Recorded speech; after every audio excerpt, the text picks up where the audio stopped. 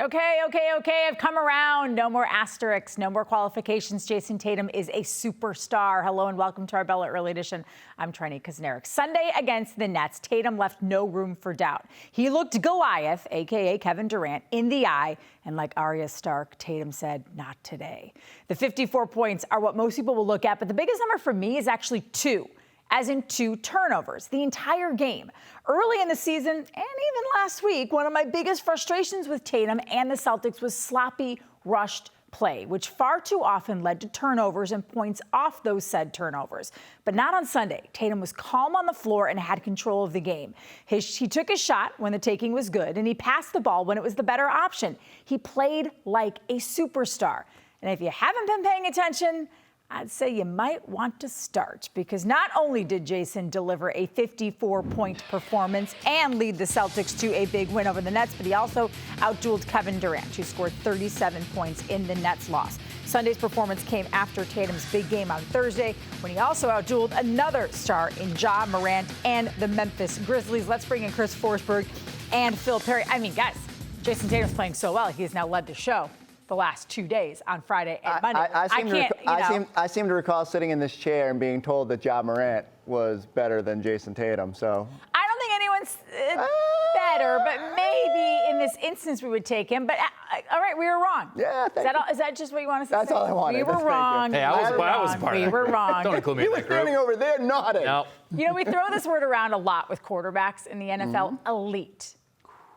Is Jayson Tatum elite? Like, would you now? I mean, there's been a lot of talk, top 10, top 5. Like, where would you put him? Yeah, so I tried to do the numbers, and he's not top 5 quite yet, but he is probably top 8, top 7. You can make a case that he's climbing towards that top 5, and especially days like yesterday sort of accentuate that point. I think, though, like, the growth has been, especially in the past 2-3 weeks, in terms of that calmness on the court, in terms of playmaking. Like, everything has gone up a level. I find myself, like, yelling at myself because I go home and I watch tape and I said he went up a level like 9 times per show. But that's actually what's happening out there, is that his playmaking is better. His decision-making is better. He's making the simple pass. He looks calm out there. These things matter. When the game slows down for you, that's when you become elite. When you're not rushed, when you're in a shootout with Kevin Durant and you say, you know what? Passing this ball is a better decision than trying to get to 60 points. That shows maturity and growth. Jayson Tatum is now inside the top 10 and crawling towards that top 5. What stuck out to you, Phil? Or what has stuck out to you over this stretch? Because for me, it's kind of the same thing, right? Like, he just looks calmer out there and like he has control of everything. Yeah, I think it's confidence. I mean, you know, we have Ime Udoka talking about how he just kind of went into alpha mode. Like, that's what I see. And it doesn't necessarily mean I'm in alpha mode, I'm going to take every shot right now. It's I understand where to go with the ball and when, because I am that confident in myself and in my own abilities. And Chris, I know you say the numbers say he's not a top 5 guy. Right now, tonight, if I had to start a team and win a game tonight, given how hot he's playing, I put him in the top 5. Can we go through the list? Yeah, so it's Embiid, Giannis, Durant, KD, LeBron, Jokic, LeBron, Steph. Get Jokic out of here.